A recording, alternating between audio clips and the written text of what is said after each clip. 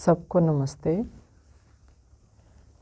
प्रत्येक व्यक्ति को अपने स्वभाव के अनुकूल कर्म करना चाहिए।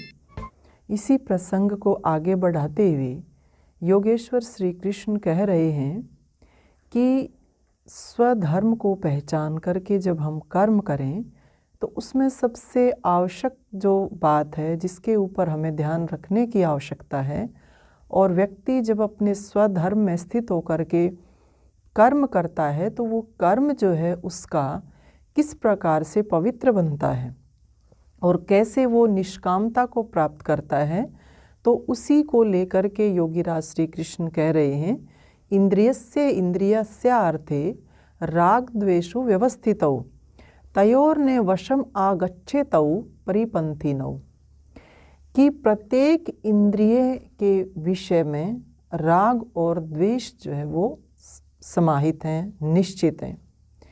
इन दोनों के वश में ही नहीं आना है, क्योंकि ये दोनों ज्ञानी के विरोधी हैं। अब व्यक्ति अपनी प्रकृति के अनुकूल जब कार्य करता है तो उसका कार्य तभी सफल माना जाता है, तभी वो निष्कामता की तरफ आगे बढ़ता है जब वो अपनी इंद्रियों को विषयों से रोकता है, अपने ऊपर संयम करके चलता है। क्योंकि श्लोक के माध्यम से बताया गया है कि जो हमारी इंद्रियां हैं, जैसे आँखें देखती हैं, कान सुनते हैं, जीवा चख रही है, त्वचा स्पर्श करती है, और जो नासिका है वो सूंघने का काम करती है।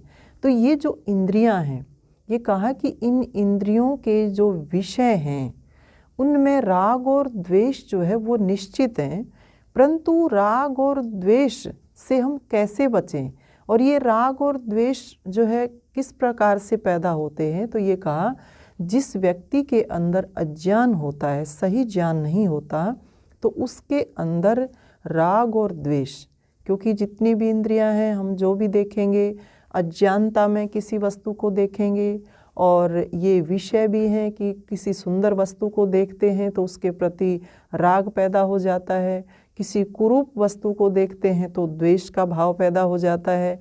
हमारे अनुकूल हम किसी चीज़ को हम सुनते हैं, किसी संगीत को, किसी शब्द को सुनते हैं तो उसमें राग पैदा होता है। हमारे प्रतिकूल अगर कोई शब्द, कोई ऐसा कोई संगीत सुनते हैं तो उसके प्रति द्वेष का भाव पैदा हो जाता है।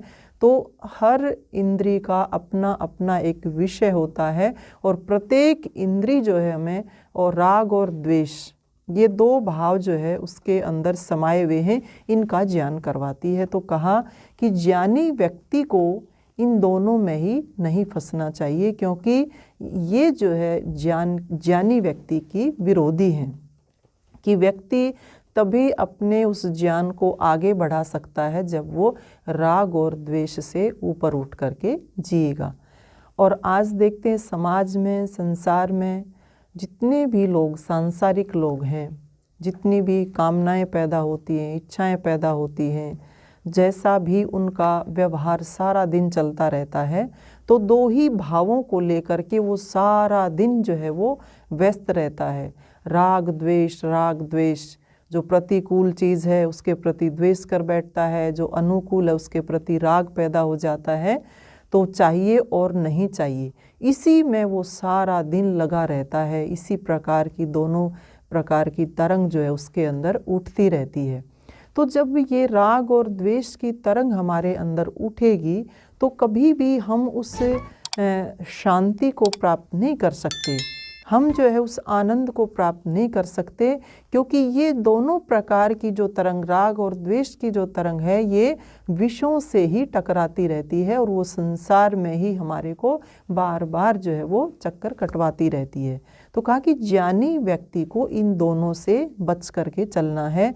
राग और द्वेष, इन दोनों को समता में रह कर के ही, कि ना तो राग का कोई अस्तित्व है और ना ही द्वेष का कोई अस्तित्व है।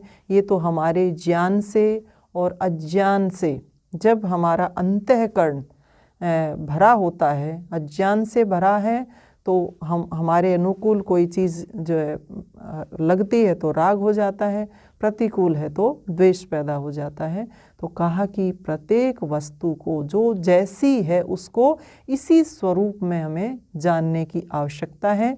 तो कहा जो व्यक्ति ये तो सही है कि अपनी प्रकृति अपने स्वभाव को पहचान करके अपने स्वधर्म को जान करके आगे बढ़े, परंतु प्रत्येक व्यक्ति को ये कहा गया है कि अपने आप को राग और द्वेष से बचाते हुए आगे बढ़े, इंद्रियों के विषयों में ना फंसे, अपने आप के ऊपर संयम करके चले, तो ही हम जो है अपने उस स्वधर्म का पालन अच्छे से कर पाएंगे, निष्कामता की ओर आगे बढ़ पाएंगे।